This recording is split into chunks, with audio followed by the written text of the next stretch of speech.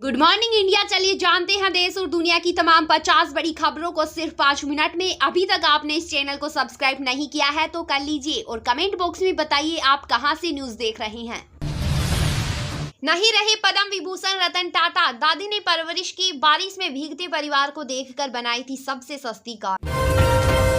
रतन टाटा के निधन पर बिजनेस लीडर्स का रिएक्शन। गौतम अडानी बोले महापुरुष कभी ओझल नहीं होते। पीएम ने कहा दूरदर्शी और दयावान थे टाटा।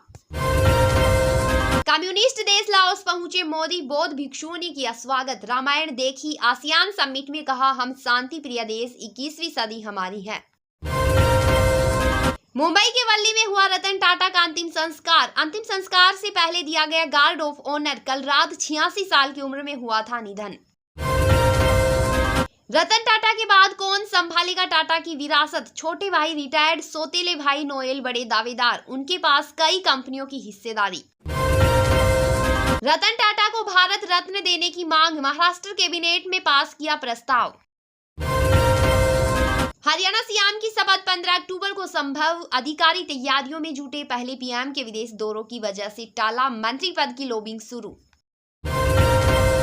राफेल नडाल का टेनिस से संन्यास। 22 बार के ग्रैंड स्लैम चैंपियन है स्पेनिश प्लेयर। कहा अगले महीने में डेविस कप में आखिरी बार खेलेंगे। भूल भुलैया 3 का ट्रेलर हुआ रिलीज। मंजूली का बनकर लौटी विद्या बालन। कार्तिक आर्यन से होगी जंग। माधुरी का भी सरप्राइज अवतार।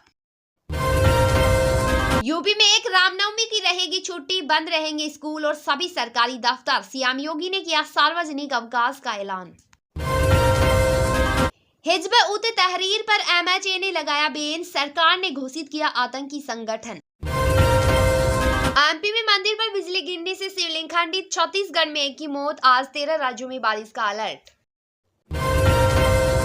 मथुरा में होगी आरएसएस की राष्ट्रीय कार्यकारिणी की बैठक। दीपावली से पहले 25 और 26 अक्टूबर को होगी। इसमें आरएसएस के सभी 46 प्रांतों के प्रमुख और उप प्रमुख के साथ ही कार्यकर्ता और प्रचारक होंगे शामिल।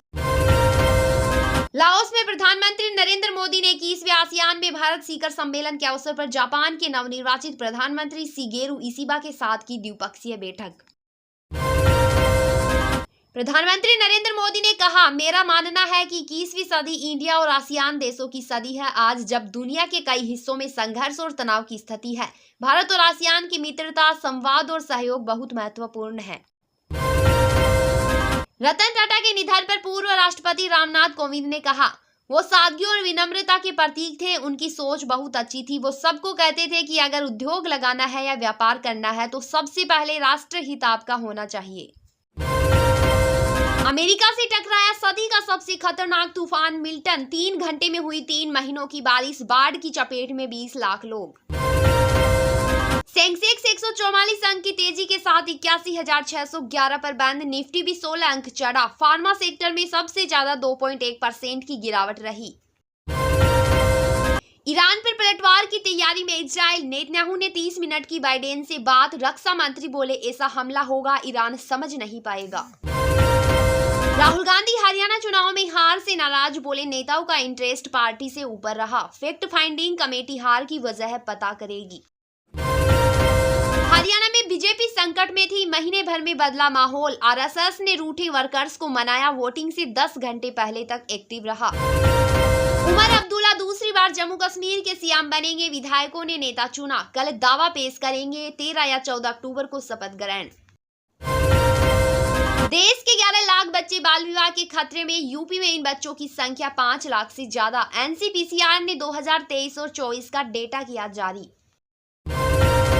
राजनाथ सिंह 11 राज्यों के 75 इंफ्रा प्रोजेक्ट्स का करेंगे उद्घाटन। इनकी लागत करीब 2,236 करोड़ रुपए। बीआरओ ने बनाई 22 सड़कें और 51 पुल। ग्लोबल हंगर इंडेक्स में भारत 105वें स्थान पर। पाकिस्तान हमसे पीछे, लेकिन नेपाल, श्रीलंका और बांग्लादेश की हालत हमसे बेहतर। साउथ कोरिया की हानकांग को साहित्य का नोबेल। इंसानी जीवन के बिखराव और ट्रॉमा को कहानियों में पिरोने के लिए मिला सम्मान। सीएम आवास से निकाले गए सामान के बीच बैठी आतिशी। फाइल पर साइन किए। एलजी ऑफिस बोला दिल्ली में बंगला नंबर 6 मुख्यमंत्री का घर नहीं।